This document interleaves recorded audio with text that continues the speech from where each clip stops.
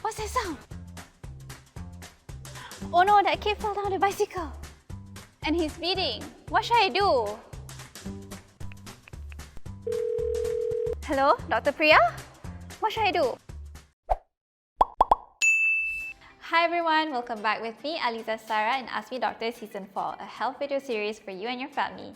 As a parent myself, I'm always trying to protect my child from all these bumps, bruises, scrapes and falls. But I do believe that these are just a part of growing up for an active, curious child. With some practical steps and planning, these accidents are more likely to be kind of that a kiss, a cuddle and a bandage can fix. However, unintentional injuries, not diseases, can be the cause of serious injuries. Today, we are lucky to have a pediatrician to help us to explain about child injuries and accidents. Our guest doctor today is a pediatrician from Columbia Asia Hospital Puchong, who is also a mother of two. Please welcome Dr. Priya S. Chandran. Hi Dr. Priya, how are you? And welcome to our show. Hello, I'm fine, thank you. I'm happy to be in your show. Yeah, we're happy to have you here too. There's so many questions submitted by parents out there, so all the questions are in the spot right here. So should we get started? Yes, please. Okay, so let's start. So let's draw out the first question for today. Alright, so the first question for today would be, what is the most common injuries or accidents in children? Like, would you be able to list some down so that we know what are the common injuries and accidents? Yes, the common injuries and accidents that young children go through are number one, falls. Then sometimes it's burns. Right. Other things are, broken bones. Right. I think that's the scariest one for any parents to experience. Yes. Okay. These are in broad categories. So it's usually falls, burns, and broken bones, Broken right? bones. But I would say I think the most common ones would be falls, right? Because they're always running everywhere, Yes. as if they could fly. But okay. Yes. I mean, now we have categorized that as one of the most common injuries. I think most parents out there can actually relate. Now let's jump into our second question. So will you be able to draw a second question for today? Okay, so the second question for today is, what can I do to prevent serious child injuries? Like, I think I do have the same question as well. Would you be able to explain on how we can actually prevent serious injuries happening? Yes. Like you asked, prevention is always better. Okay, So, prevention is always better. Always better than you treating the injury. Alright. So remember that the toddler, the young child, even older children are very active and are forever exploring. They're So, always curious, yes. running around everywhere. Yes, to have some preventive measures. For example, to keep the big windows. Of course, in Corona situation, you say Right, keep you're the always windows open, indoors. but then they have the tendency to look down out of windows. Yeah, I mean, Climb onto there windows. is something to do with kids and curiosity looking out the window, right? Yes. So to keep windows closed, or at least have grills Right. to prevent them from falling down from windows. That's one. Another thing is if there are water and all that are spilled, please wipe it immediately. Do not wait for them to skid on the water, fall down and have. I think that's the hard part of being a parent. Like, everything has to be instant, right? Yes. If you're adult, you can just leave it there and like, I'll do it later. But with kids, like, Yes. I think instant wiping of water is necessary, Yes. especially when you have a running toddler around, right? Yes. Okay, anything else? Then to be aware that children can bump onto furniture, hit their head and all, and that can cause cuts and bruises. Right. So So I guess sharp furniture Yes. should be very careful, right? to have some cover on these sharp edges Right. to prevent serious injuries. Like those table corner protectors, right? Those are Yes. just one of it. Okay. I mean, that's really good to know. Thank you so much for sharing with us today. Alright, so let's jump into the third question for you to draw from this pot. Yes. Okay. Yeah. So the third question we question have is- would be, what should I do if my child is injured? So yeah, I think a lot of parents out there do have a question that, we can't really differentiate how serious the injury is, and especially like my toddler, actually, she was running around the park and she fell and scraped her knee. But, like, how do we know how serious it is, and when should we bring them to a doctor? This is a dilemma for many parents. To say, should I rush to hospital or should I watch and wait first? Yeah. I think that's always the question we have, because we get so worried, like it's seeing blood everywhere. Yeah. Blood present is always a matter of Always panic. there. Yeah, definitely. So first and foremost, to make sure that your child is conscious and alert. Conscious and alert. Okay, that's the first thing to actually see. If your child fell down and then it's not responding to your call, that is a sign that you need to rush to hospital immediately. You don't have to wait. Okay, don't Just bother go. calling the ambulance or anything. You bring them there. You can call the ambulance if it is somewhere nearby. But if it is going to take an hour or so, might as well bring them directly. Yes.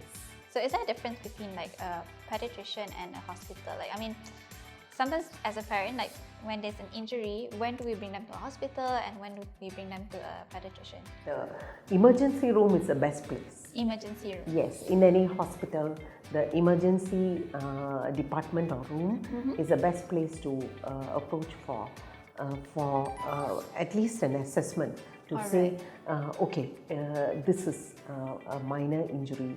Perhaps you can wait at home. Okay. Or perhaps next day you go to the pediatrician. Right. Or now we must do something now. Okay. That is the best place. Okay, at least you get instant assessments to see the condition, right? Yes, the assessment is done, and then immediate treatment also. For example, there is a minor injury, you put a gauze bandage, apply a bandage tightly, the bleeding is stopped. Good enough.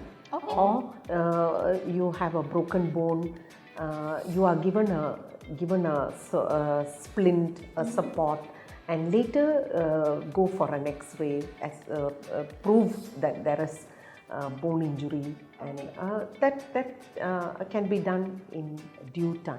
Alright. But immediately you go to the emergency room for an assessment. Okay. That is the purpose of the emergency room as well. Alright, emergency room is always the best choice when there's a serious accident that you're worried about. Okay, so we're down to our fourth question for today. Would you be able to draw a fourth question?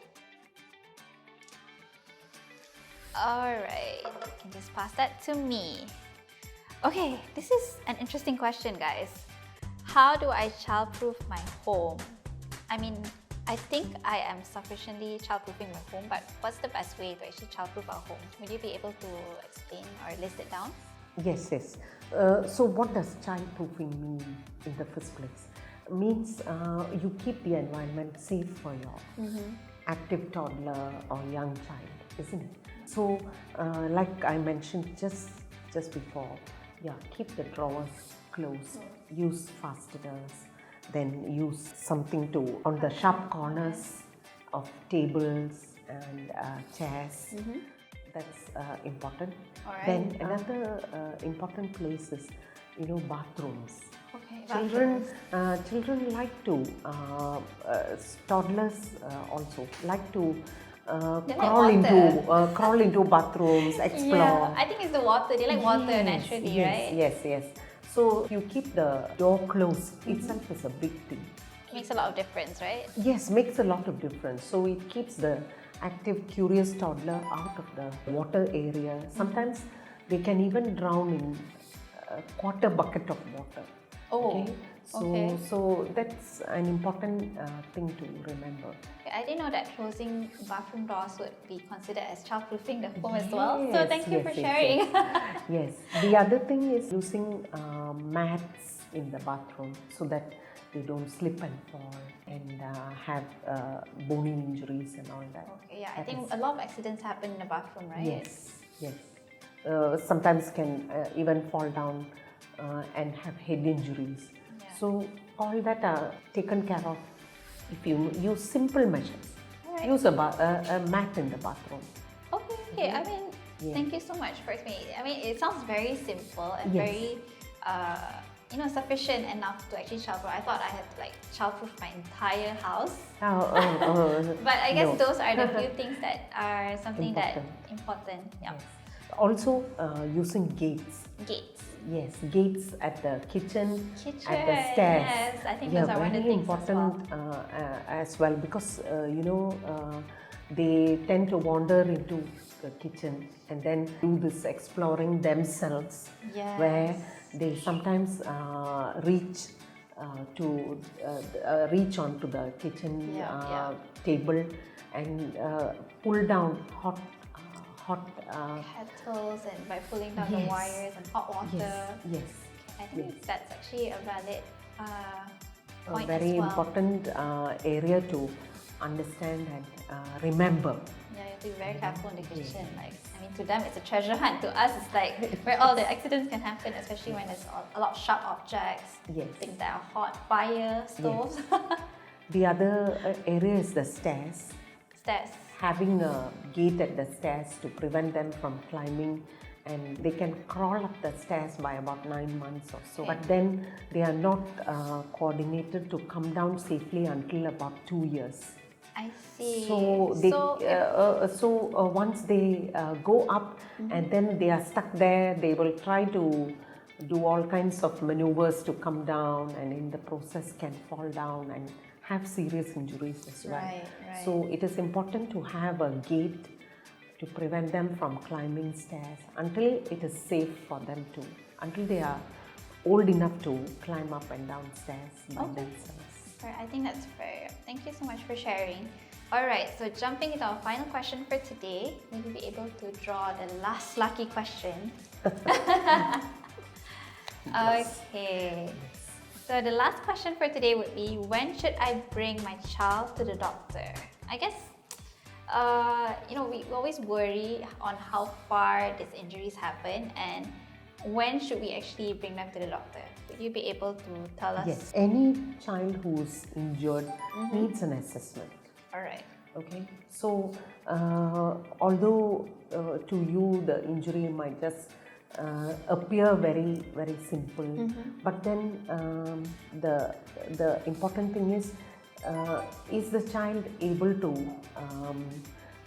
recover and get on with their usual activities? If not, the child must be seen at least an emergency room for an assessment to make sure that they are safe and that they are not suffering from serious injuries, serious consequences of injuries. Yeah. Okay. That is my. I mean, to me, like, obviously, going to an emergency room is the best assessment. But as a parent, what would be, the few actions that I should take when an accident happens? Like, should I check? Like, will you be able to explain, like, what's the foolproof action that needs to be taken by parents when an accident happens? Yes. So first and foremost, to see that your child is awake and alert. Okay. The child is crying. All right. That's a good sign. Okay, crying is a good sign. Although it makes you panicked. But at least they're conscious, right? Yes.